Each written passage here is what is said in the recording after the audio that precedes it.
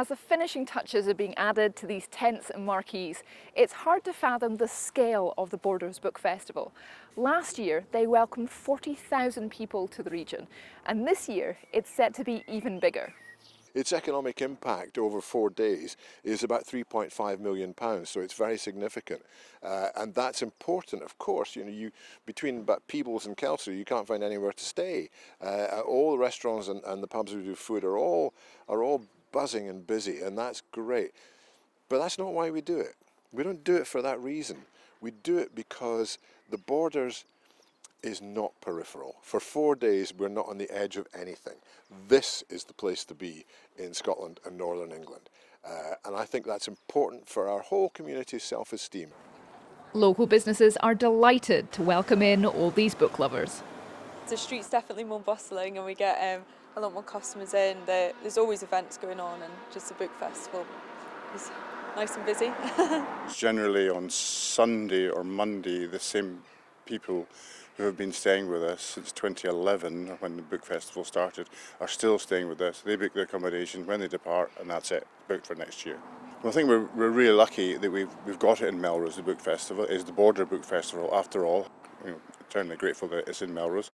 Each year, authors travel from all over to attend, with plenty of variety to suit everyone. One of the big names this year is David Nicholls, the author behind One Day, whose work has recently been adapted into a TV series. It was a huge surprise that it took off in the way it did. I'm very proud of the book, but I started writing it 18 years ago. It felt like it was written by another person. So the response has been amazing and really moving for me. I never expected it to have this second life, and it's been really exciting.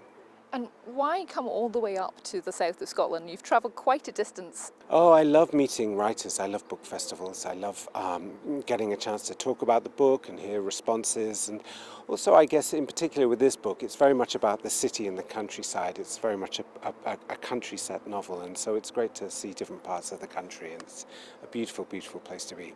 The weather may be bright, but there is a dark cloud overhanging the festival. Just last week, they ended a sponsorship deal with Baillie Gifford after pressure from climate change protesters, prompting concerns it could threaten the future of this festival. We do our festivals one at a time. It's all we can cope with, and this year we'll be fine, and we'll look at the future on Monday morning.